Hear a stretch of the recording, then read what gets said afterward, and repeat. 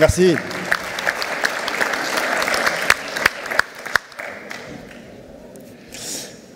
Madame la conseillère municipale déléguée au Seigneur de la ville de Strasbourg, Mesdames et Messieurs les élus, chers confrères et amis, quel plaisir de vous retrouver pour ce nouveau congrès et quel plaisir d'être ensemble pour partager de bons moments dans ce lieu chargé d'histoire pour notre syndicat. Alors vous le savez, ce congrès, c'est le temps fort de notre confédération puisqu'il mobilise l'énergie de nos collaborateurs bien sûr, mais également de l'ensemble des élus que je remercie, chacun et chacune d'entre vous pour votre engagement. Et je n'oublie pas nos fidèles partenaires qui nous font confiance chaque année et qui nous permettent, par leur soutien, de maintenir et de faire développer ce magnifique congrès. Alors, vous avez compris que c'est un congrès qui est un peu particulier, puisque Florence n'est pas présente aujourd'hui. Vous savez tous que nous sommes très complices depuis le début, puisqu'il y a 18 ans, elle rentrait comme déléguée générale au sein de notre confédération et, personnellement, je prenais des fonctions d'administrateur national. On a grandi ensemble et on a mené des combats ensemble. Et vous avez compris que les uns et les autres, et moi en tête, je ressens une émotion particulière de ne pas l'avoir à mes côtés. Et je voulais tout simplement qu'on lui rende un hommage appuyé en ouverture de ce congrès et qu'elle soit assurée, bien sûr, d'une pensée chaleureuse de chacune et chacun d'entre nous. Voilà, séquence émotion terminée. Merci pour elle. Merci.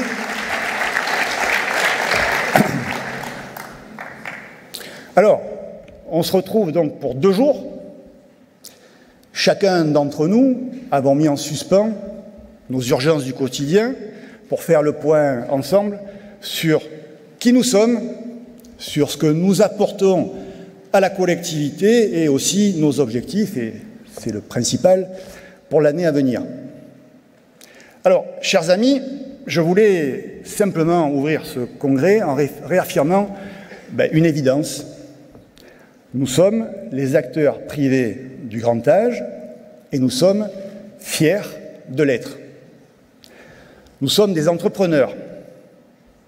Nous créons des emplois non délocalisables et partout sur le territoire. Nous innovons. Nous avons été les précurseurs dans l'évolution de l'EHPAD. Nous le sommes encore. Et c'est bien nous qui avons amorcé le virage domiciliaire avant tous les autres. Nous sommes agiles, nous sommes résilients. Et ça, je crois qu'on l'a largement prouvé durant ces 3 dernières années de crise. On gère des entreprises dont la raison d'être est de prendre soin des autres. Et notre métier est fondamentalement un métier de sens. Alors, c'est sûr, entendre certains dire que nous serions des profiteurs, je vous l'avoue, c'est une blessure. Je trouve, comme vous, que c'est profondément injuste. Et d'ailleurs, je dois vous avouer qu'au moment de briguer un second mandat à la tête du CINERPA, je me suis posé la question. Pourquoi se battre quand c'est tellement facile pour des gens qui n'y connaissent strictement rien, mais alors rien, de nous critiquer? Moi, je pense que ça en vaut la peine. Je pense qu'on le doit à nos salariés. Je pense qu'on le doit aux personnes que nous accompagnons au quotidien, aux familles. Ils nous confient leurs proches, ils nous font confiance. Et vous comme moi, nous savons que nous n'avons strictement rien à cacher. Et surtout, vous savez, on sait que nous faisons infiniment davantage que l'image qu'en donnent les médias. Alors on va continuer à ouvrir nos portes, on va montrer ce que l'on fait pour nos résidents, pour les familles, pour les salariés. Alors on n'est pas dupes, Certains élus se servent de nous pour exister dans leur joute politique. Eh bien, on va les ramener à la réalité et au concret. Vous voulez parler du grand âge? Alors, apportez-nous des réponses concrètes. Comment allons-nous absorber le choc démographique? Comment allons-nous répondre à la pénurie d'emplois? Comment allons-nous structurer une filière domicile qui permette aux Français de vieillir chez eux en toute sécurité? Vous voulez parler grand âge? Venez dans nos établissements et dans nos services. Arrêtez de parler de quelque chose que vous ne connaissez pas. Venez partager les repas et vous constaterez que les résidents et les familles sont satisfaits. Venez voir comment travaillent nos soignants. Parlez avec eux. On a déjà expérimenté les journées portes ouvertes. On a également demandé un droit de visite inopiné à tous les élus de la République. C'est une manière de dire « venez voir avant de parler ». Et d'ailleurs, à ce titre, j'aimerais faire remarquer que les ARS sont venus contrôler une majorité d'établissements sur le territoire. Et bien maintenant, on aimerait bien savoir, on aimerait bien avoir les bilans de ces contrôles. On aimerait que le bilan de ces contrôles soit publié parce que, à notre connaissance, il y a eu extrêmement peu, et vous le savez tous et toutes, d'injonctions.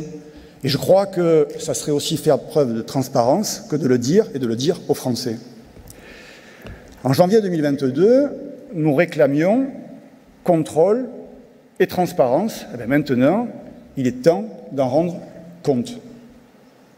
Alors, on va aussi montrer ce que l'on fait pour nos résidents, mais surtout ce que l'on fait pour nos soignants, pour les personnes qui prennent soin de nos résidents. Parce que, vous le savez tous, il faut prendre soin de ceux qui prennent soin. Cette phrase, on l'a souvent entendue, on l'entend souvent, ben, osons le dire, c'est ce que nous faisons. Cette année, on a abouti à un nouvel accord de branche relatif aux grilles de classification et de rémunération. C'est une étape qui est extrêmement importante pour l'attractivité des métiers et la reconnaissance de nos salariés. La charte d'engagement qui a été présentée le 17 janvier officiellement, qui est portée d'ailleurs, et je vous en félicite et vous en remercie, par un certain nombre d'entre vous, pose elle aussi plusieurs avancées. La mise en place d'une évaluation annuelle d'expérience salariée dans nos structures, mais aussi des projets ambitieux et conséquents en matière de formation diplômante, d'alternance et de VAE pour le secteur. Alors les amis, on a une chance inouïe. Le secteur du grand âge, notre secteur, va être créateur de centaines de milliers d'emplois. C'est un secteur stratégique, c'est un secteur prioritaire. D'ailleurs, la participation de 2 ministres à nos journées en exercice en est la principale démonstration. Portons nos propositions, soyons innovants, et dans le cadre du PPL Bien vieillir, on a proposé tout simplement des mesures très faciles à mettre en œuvre pour former et pour rendre nos métiers plus attractifs, mais aussi pour fidéliser les professionnels du secteur. Au-delà de ces mesures techniques, je reste persuadé que les meilleurs ambassadeurs de nos métiers restent et resteront nos collaborateurs. Il faut leur donner la parole. Il faut qu'ils puissent expliquer ce que ce métier apporte à leur vie et ce pourquoi ils se lèvent chaque matin. Et nous, en tant qu'employeurs, il nous appartient de le faire savoir. Vous voyez, les projets sont nombreux, mais ça ne va pas s'arrêter. Depuis le début de l'année, on a été dans l'action en permanence avec la présentation de la charte d'engagement. Vous êtes 52% de nos 3500 adhérents à l'appliquer. C'est une excellente réussite. On a aussi signé, et je remercie nos partenaires sociaux pour leur présence aujourd'hui, on a signé un accord de branche beaucoup plus dynamique, beaucoup plus tonique avec nos partenaires sociaux. On est en lien permanent, vous le savez, avec les pouvoirs publics, afin de porter nos propositions et sécuriser nos activités. Sécuriser nos activités parce que c'est fondamental. Il nous faut de la lisibilité et de la sécurité. Alors demain, on va continuer, on va se fixer l'objectif de faire mieux encore et toujours en associant les adhérents, en associant les salariés pour avancer. D'ailleurs, à la rentrée, je vous annonce que je vais organiser une concertation sur les territoires pour aller à votre rencontre et pour bâtir un projet que nous porterons ensemble sur 2024 et sur 2025. Il sera mené au plus près de chacun d'entre vous, les élus des régions, les adhérents, l'ensemble des administrateurs, enfin tous les adhérents gradés ou pas gradés de notre confédération. Et donc on va continuer à prendre encore mieux en compte le monde qui nous entoure. De ce point de vue, on a déjà posé un certain nombre d'objectifs importants et innovants au niveau de la charte d'engagement, avec des objectifs en termes de transition écologique, des objectifs en termes de participation active des parties prenantes, et chez certains de nos adhérents précurseurs, ces engagements se sont doublés d'une transformation de leur statut en entreprise à mission. Alors on va collectivement se nourrir de leur retour d'expérience, puisqu'on voit bien, même si c'est peut-être un peu inquiétant, que c'est le sens de l'histoire. On doit répondre de toute façon aux nouvelles attentes de la société dans tous les domaines, par exemple dans le numérique, mais aussi dans le médical. Et pour cela, il va falloir que nous créions de nouvelles alliances avec nos amis du monde hospitalier, public et privé. Il y a des choses qu'on fait très bien tout seul, mais il y a aussi des sujets sur lesquels il faut que nous allions chercher des alliés. Parce que les difficultés en termes de personnel médical, paramédical, et pas que d'ailleurs, parce qu'on a aussi, vous le savez tous, d'énormes difficultés en termes de personnel hôtelier, nos collègues des secteurs publics et associatifs y sont confrontés autant que nous. Alors, on va aller chercher des solutions ensemble, avec les fédérations amies de tout secteur, sans que cela remette en cause nos spécificités individuelles. Je salue d'ailleurs la présence des représentants de la FHF et de la FHP qui nous ont fait l'amitié de participer à nos travaux. Les amis, je crois fondamentalement que nous devons continuer d'être force de proposition et inventer de nouvelles solutions. On a vu chaque année, d'ailleurs, depuis très longtemps, qu'il y a toujours un gros décalage entre nos attentes et les moyens qui nous sont octroyés chaque année par les pouvoirs publics pour ceux qui ont des tarifs administrés. Alors bien sûr, il faut qu'on continue à réclamer des moyens là où les besoins sont criants, notamment, je pense, au secteur du domicile, qui est au bord, on en parlait tout à l'heure, de l'asphyxie, de l'implosion. Et on doit aussi obtenir des effectifs cohérents pour accompagner des résidents qui rentrent en EHPAD de plus en plus tard, de plus en plus dépendants, de plus en plus fragiles. Vous savez, ces deux points sont les attentes prioritaires des Français. Et d'ailleurs, toutes les études d'opinion le démontrent, à l'instar du baromètre que nous avons renouvelé avec l'Institut IFOP cette année. Mais je crois que nous devons également être capables de proposer des solutions nouvelles qui n'impliquent aucun coût supplémentaire pour la collectivité, en mobilisant des partenaires de tous horizons. C'est ça aussi, être des entrepreneurs, savoir nous en sortir par nous-mêmes en étant résilients. Et d'ailleurs, qu'est-ce qu'on a fait ces derniers mois? Qu'est-ce qu'on a fait? On a proposé des solutions par nous-mêmes. La charte d'engagement, qui est le moyen, au fond, d'apporter des garanties de qualité et de confiance pour notre écosystème, en allant au-delà, et alors largement au-delà de toute réglementation opposable, et en créant ce référentiel pour montrer ce que nous sommes et ce que nous faisons. Et surtout ce que nous ferons encore mieux demain. Et d'ailleurs, et j'en ai bientôt terminé, beaucoup d'entre vous sont engagés avec force dans ce processus exigeant, et cette exigence, c'est aussi la preuve de notre exemplarité. Alors, les amis, soyons fiers d'être les acteurs privés du grand âge, soyons fiers de participer à cet immense défi qu'est l'accompagnement du vieillissement de la population. On a 2 jours pour échanger, débattre et apporter encore plus d'intelligence collective à notre action. Je vous remercie d'être au rendez-vous de ce temps fort confédéral comme chaque année, et à présent, vous l'avez compris, avec beaucoup d'enthousiasme, d'optimisme et d'énergie, je déclare ce 22e congrès des acteurs privés du grand âge ouvert. Merci.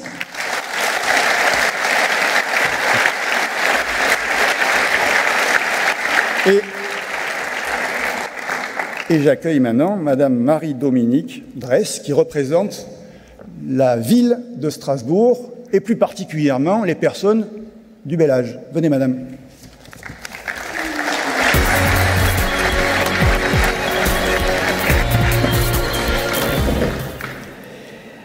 Monsieur le Président, Monsieur Amarantinis, Mesdames, Messieurs, dans vos titres et fonctions, je vous salue et j'ai beaucoup de plaisir à être parmi vous. Effectivement, ce matin, je représente, je ne sais pas si je représente les seniors, je suis en charge des seniors dans la ville, en tant qu'élue à la ville de Strasbourg et à la métropole, mais je représente Madame la maire. Madame la maire, Madame Barzéguian, qui m'a chargé de vous transmettre ses salutations et la reconnaissance de votre dynamisme.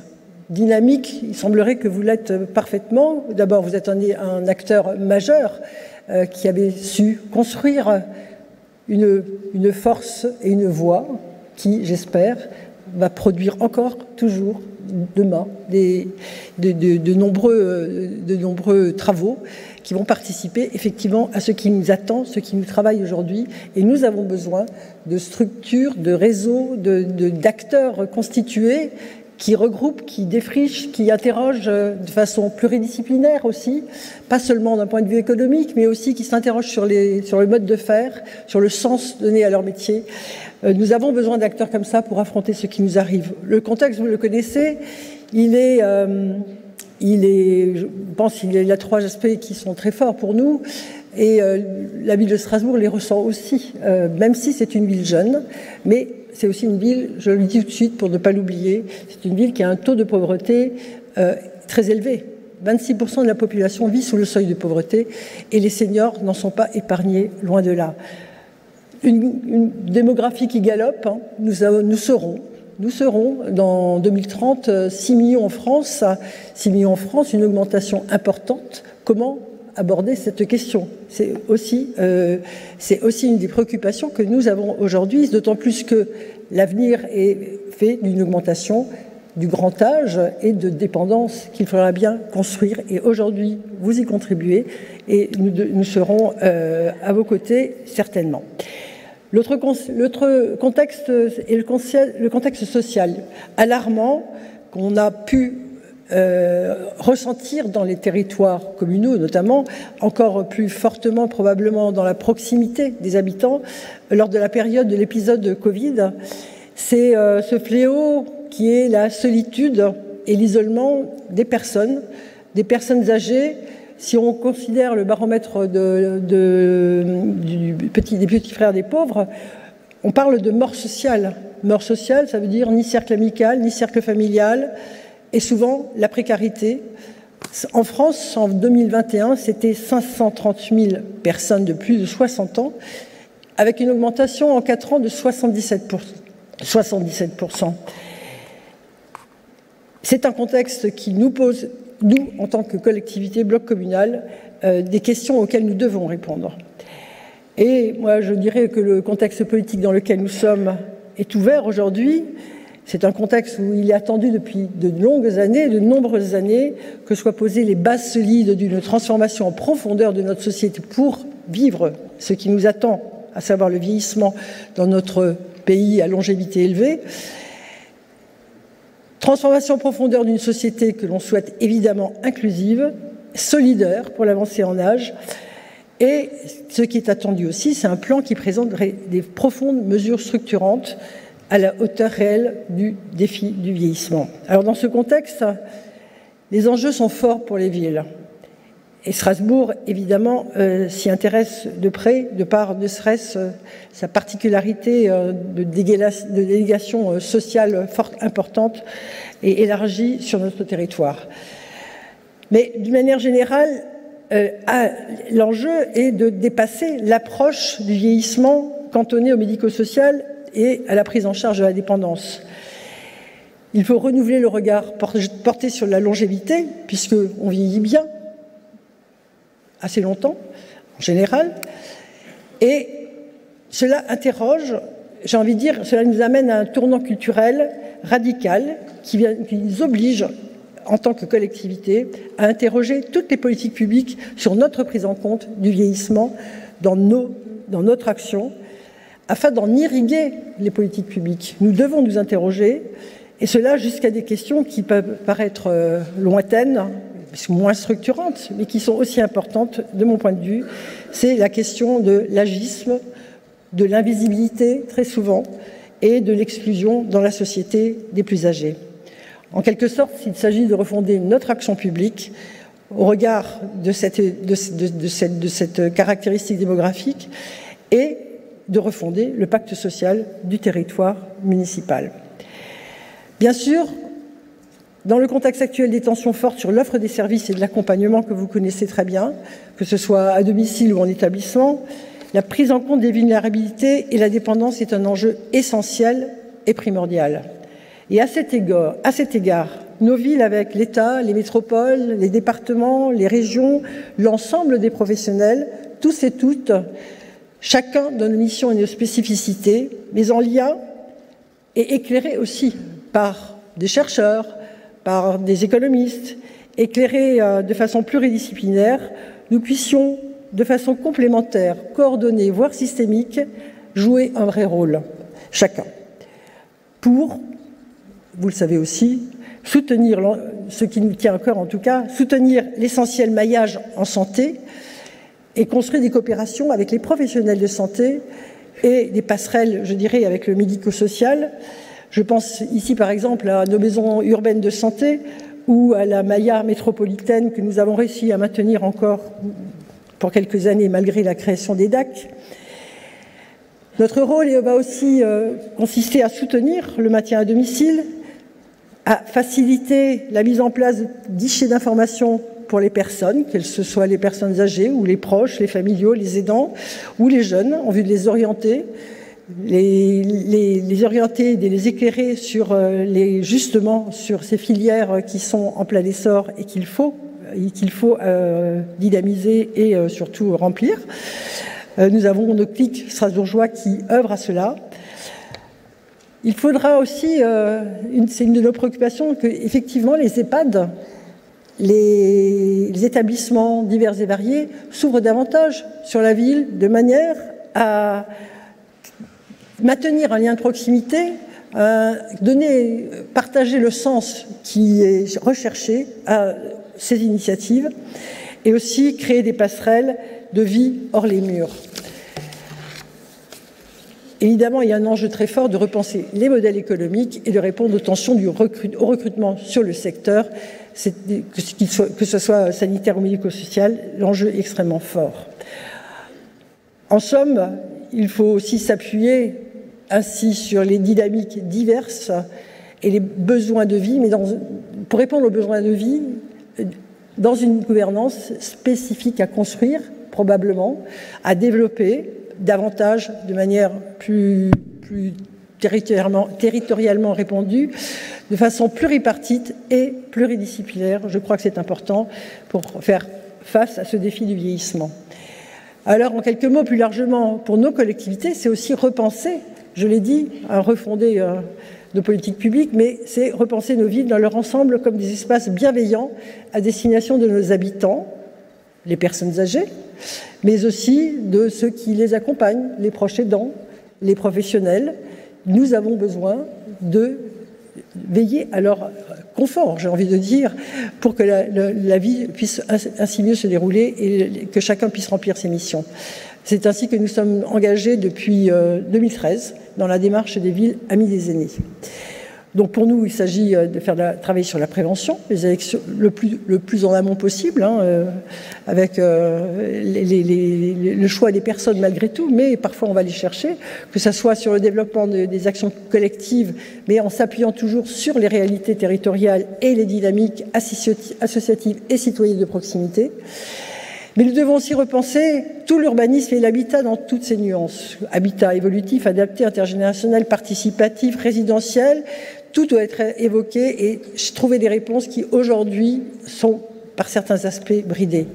Nous devons repenser les modes de déplacement, les espaces publics pour faciliter la vie sociale et pouvoir permettre à chacun, même dans les quartiers les plus éloignés, les QPV, dans la précarité, de pouvoir continuer à vivre.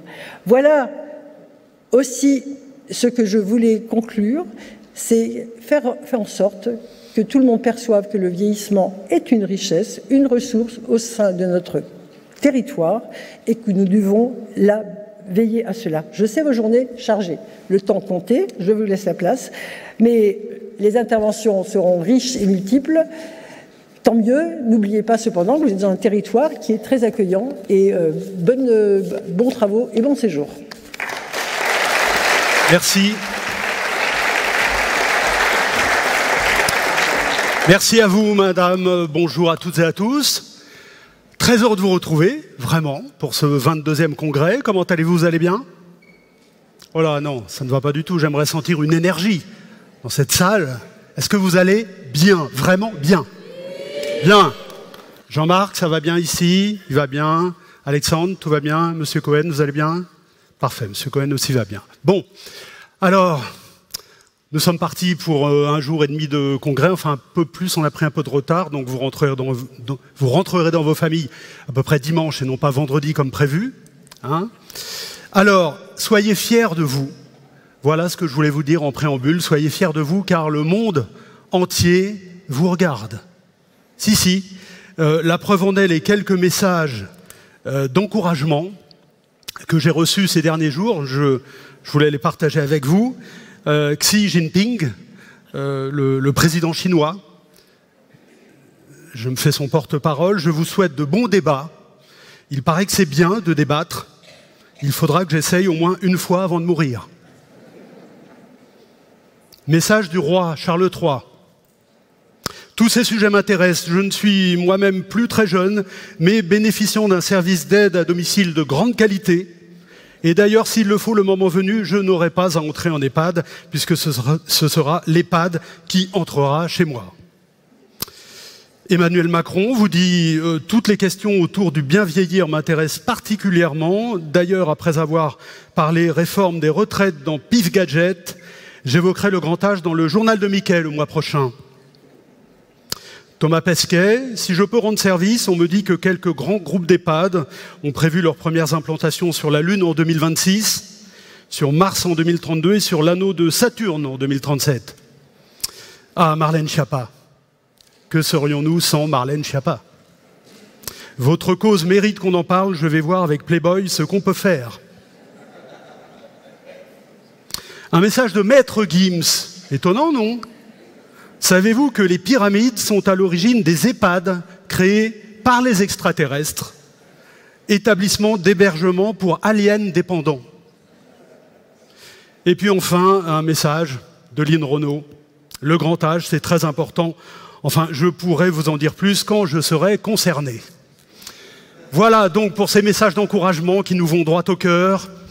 Nous allons donc, au cours de ce congrès, évoquer toutes les questions qui sont les vôtres. Je n'y reviens pas en détail, vous allez découvrir au fil de cette journée et demie toute la richesse des débats que nous avons prévus pour vous. Une dernière chose avant de commencer.